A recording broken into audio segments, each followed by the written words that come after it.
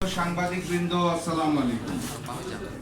আমি 2026-এর জাতীয় নির্বাচনের আগে থেকে আমার বক্তব্যে বারবার বলেছি, শহীদ প্রেসিডেন্ট জিয়াউর রহমান এবং আপসহীন দেশনেত্রী বেগম খালেদা জিয়ার বিএনপি এই মুহূর্তে আর নাই। জনাব তারেক রহমান তার পিতা মাতার আদর্শে বর্তমান বিএনপি পরিচালনা করেন না। তিনি পিতা মাতার সম্মান নষ্ট করেছেন, তাদের অপমান করেছেন।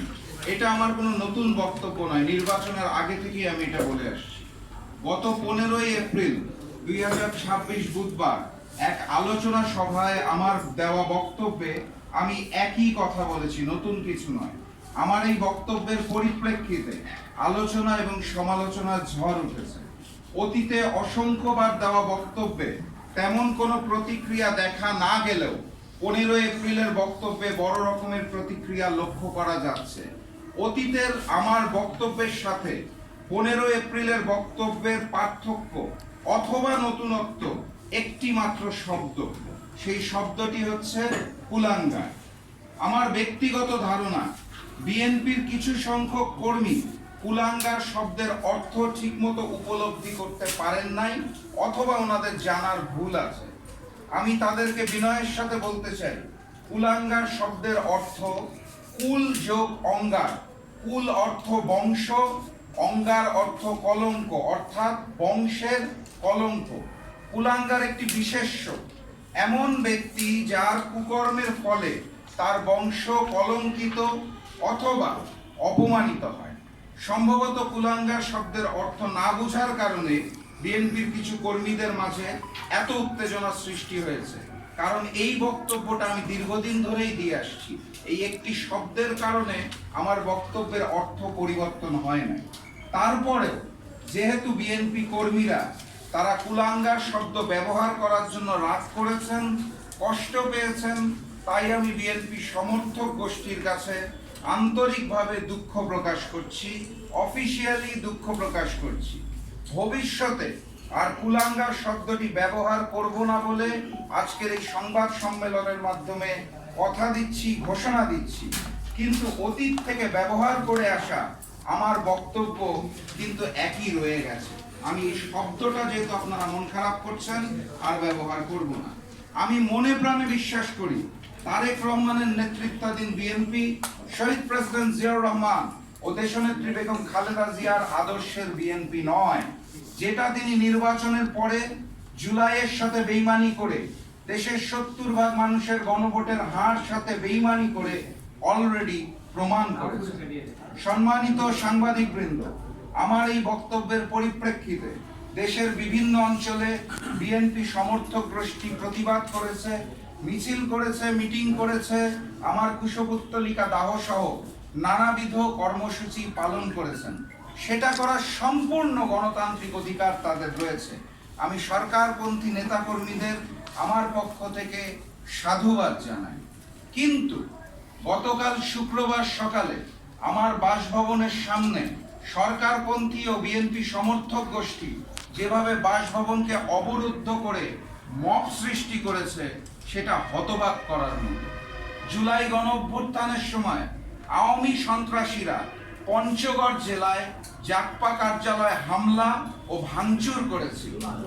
আমি অত্যন্ত দুঃখের সাথে লক্ষ্য করলাম, গতকাল শুক্রবার বিকালে পঞ্চগড়ে ছাত্রদল এবং যুব দলের মিছিল থেকে প্রায় 200-250 জন নেতাকর্মী সেই আওয়ামী সন্ত্রাসী কায়দায় পঞ্চগড় জেলা জাকপা কার্যালয়ে হামলা এবং ভাঙচুর করেছে। বাক স্বাধীনতা গণতন্ত্রের অন্যতম ভিত্তি। সেখানে রাষ্ট্র বা সরকারের কঠোর সমালোচনা করা নাগরিকের সাংবিধানিক অধিকার। আমাদের সংবিধানের 39 নং অনুচ্ছেদে চিন্তা ও বিবেকের স্বাধীনতা এবং বাক ও ভাব প্রকাশের স্বাধীনতার নিশ্চয়তা দেওয়া হয়েছে। আপনারা জানেন, সংসদে সংবিধান নিয়ে অনেক আলাপ আলোচনা ইদানিং করা হয়। সেই সংবিধানের 39 নং অনুচ্ছেদটা আপনাদের বিনয়ের সাথে স্মরণ করিয়ে দিতে চাই। আমি বিশ্বাস করি জনগণের প্রাপ্য অধিকারের জন্য কথা বলা আমার দায়িত্ব। সেই কাজটি করার জন্য ফ্যাসিস্ট হাসিনার সময় আমি চুপ ছিলাম না, এখনো চুপ থাকতে পারছি না। রাষ্ট্র পরিচালনার দায়িত্ব চেয়ে জনগণকে যে অঙ্গীকারগুলো দেওয়া হয়েছিল সেই অঙ্গীকারগুলো পালন করাটা সরকারের জন্য আবশ্যক, এবং গণতান্ত্রিক দেশে বিরোধী দল হিসেবে যে কোনো ব্যত্যয় হলে তা মনে করিয়ে দেওয়াটাই আমার কাজ, আমাদের কাজ। আমাদের স্বরাষ্ট্রমন্ত্রী বলেছিলেন বাংলাদেশে আর কোনো মব কালচার থাকবে না। জনাব তারেক রহমান দেশে আসার আগে লন্ডনে বসে সোশ্যাল মিডিয়াতে নিজের ব্যঙ্গাত্মক চিত্র শেয়ার করে বাক স্বাধীনতার ঘোষণা দিয়েছিলেন। আমি জনাব তারেক রহমান ও সালাউদ্দিন আহমেদের কথার প্রতিফলন দেখার অপেক্ষায় আছি। সম্মানিত সাংবাদিক বৃন্দ, আমি আপনাদের মাধ্যমে দেশবাসীর সামনে কিছু তথ্য তুলে ধরতে চাই। আমি যেই রাজনৈতিক বক্তব্য দিয়েছি তা শুধুমাত্র আমার বক্তব্য অথবা দলীয় মুখপাত্র হিসেবে জাতীয় গণতান্ত্রিক পার্টি জাগপার বক্তব্য। এর সাথে আমাদের 11 দলীয় ঐক্যের কোনো সম্পর্ক নাই। অতএব আমার বক্তব্যকে যারা জামাত অথবা 11 দলের বক্তব্য হিসেবে প্রচার করছেন, অপপ্রচার করছেন, তারা নিঃসন্দেহে ভুল করছেন। 2, আমাকে বিব্রত করার লক্ষ্যে সোশ্যাল মিডিয়ায় আমার ফোন নাম্বার ছড়িয়ে দেওয়া হয়েছে। অতি উৎসাহী বিএনপি সমর্থকেরা আমার ফোনে সুমধুর মিষ্ট ভাষায় বকাঝকা দিচ্ছেন, অত্যন্ত মিষ্ট ভাষায়। একই সাথে নানাবিধ পন্থায় আমাকে হত্যার হুমকি প্রয়োগ করেছেন। জুলাই গণ অভ্যুত্থান পরবর্তী বাংলাদেশে বাক স্বাধীনতার এত চমৎকার উদাহরণ আমরা কেউই আশা করি না।